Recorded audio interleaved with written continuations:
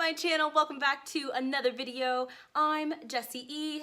This is Ravenclaw, and you're watching.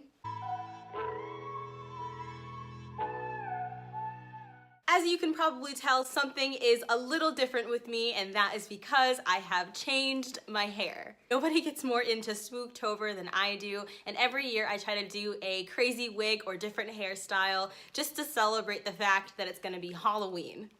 This is the hairstyle I picked out for this October. I hope you like it. It's like purple and it's got some green in there. I think it's super cool, and I'm thinking of going for Halloween as Gamora from Guardians of the Galaxy, and this would be the perfect hairstyle to do it with.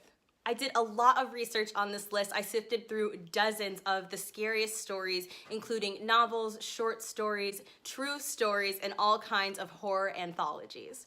I've narrowed the list down to 7 books, and I'm going to be pairing them with TV shows that you can watch to get yourself even more immersed in the spooky atmosphere.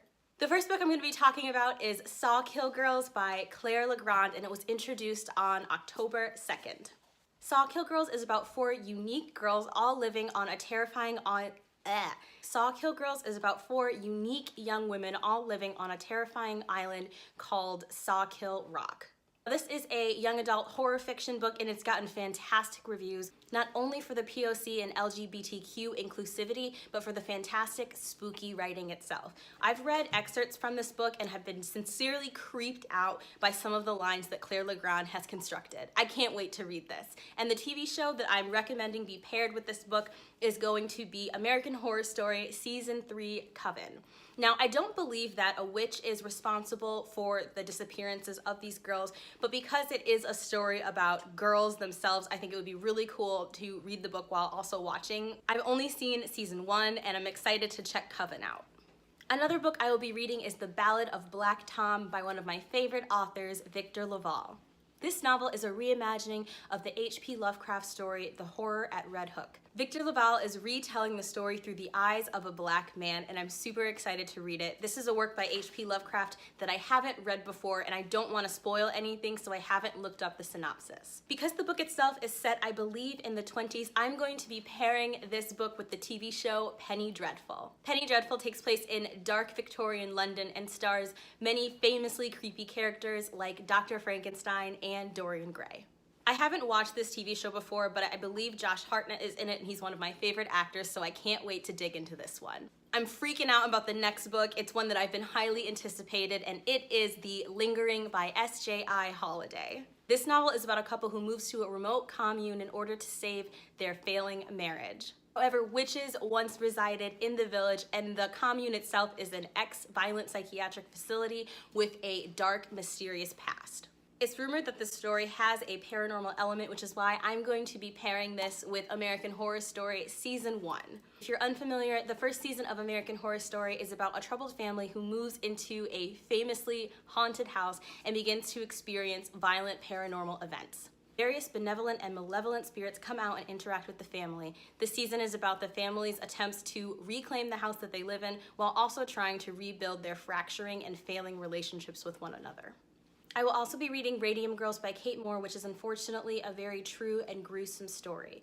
Radium Girls takes place in 1917 and tells the story of young women who were attracted to the workforce. They took jobs in a radium factory where they were hand painting watches with radium. Now, this takes place at a point in American history where it wasn't known that radium was actually poisonous. Girls were encouraged to work in these factories because the watches that they were painting were being worn by American soldiers. It is rumored that 1 in 6 American soldiers had one of these watches, so it was seen as glamorous and important work. On top of that, radium glows in the dark, and the girls had tons of fun painting themselves head to toe with radium. Soon, the devastating effects of radium poisoning began to set in, and the girls' bodies rotted from the inside out. Their bones became so brittle that they would break upon touch, and many of them had their jaws fall right off of the bone. None of the girls who worked in the radium factory survived, and the book is about their stories. The book also covers the legal proceedings that took place where people sued the radium company for what happened to these poor girls.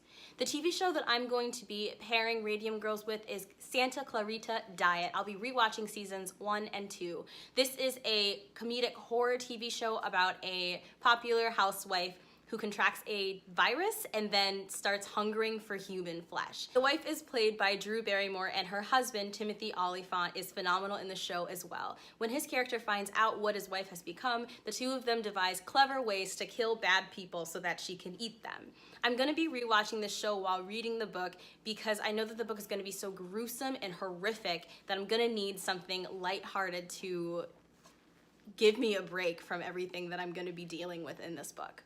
But no scary book list is complete without a list of short, spooky stories, and for that I am picking Bones by Andrew Cull. Usually horror anthologies fall short for me, but I'm really excited to dive into this book because something about it seems truly eerie and horrific. I'm also going to be watching Are You Afraid of the Dark while reading these stories. It's my favorite horror TV show from my youth, and I think it's getting made into a movie pretty soon. At least that's what I've heard. I could totally be wrong. Are You Afraid of the Dark is one of the reasons that I love horror to this day. I watched it when I was really young and it just made me fall in love with the feeling of being spooked and being scared.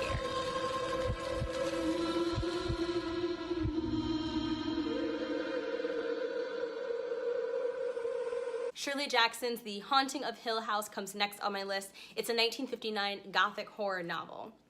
I don't know anything about this book besides the fact that it's getting made into a Netflix series that releases on October 12th, and I'm super excited because watching the trailer really spooked and creeped me out. Looking up the reviews on this book, it seems like it's a fantastic horror book to read for October, and so I can't wait to dive into it. And then the last book on my list is I Remember You by Yrsa Sigurðardóttir.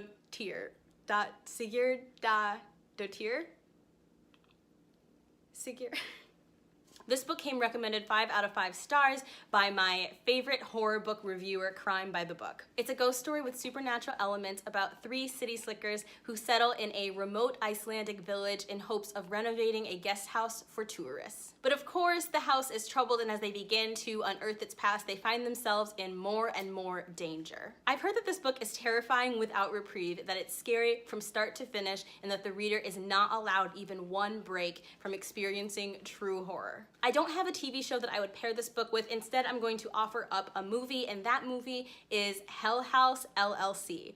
This movie is available on Shudder, and it's literally scared the shit out of me more than once. I watch a lot of horror films, and it's not easy for me to be haunted or have nightmares from a movie, but this movie has given me nightmares every time I watch it, and the premise is pretty much spot on the same. Hell House is about a group who decides to renovate the old, famously haunted Abaddon Hotel and turn it into a haunted Halloween house. But on opening night, 15 people are violently and mysteriously murdered in the house, so a journalism crew goes in and tries to figure out what happened. I was not expecting to be so completely terrified about this movie, but even talking about it gives me shivers. So those are my picks. I'm going to be participating in Witchathon and Books in the Freezer on top of this, so I might be adding some books in, but I'm super excited to get into this and I can't wait to share my thoughts with you.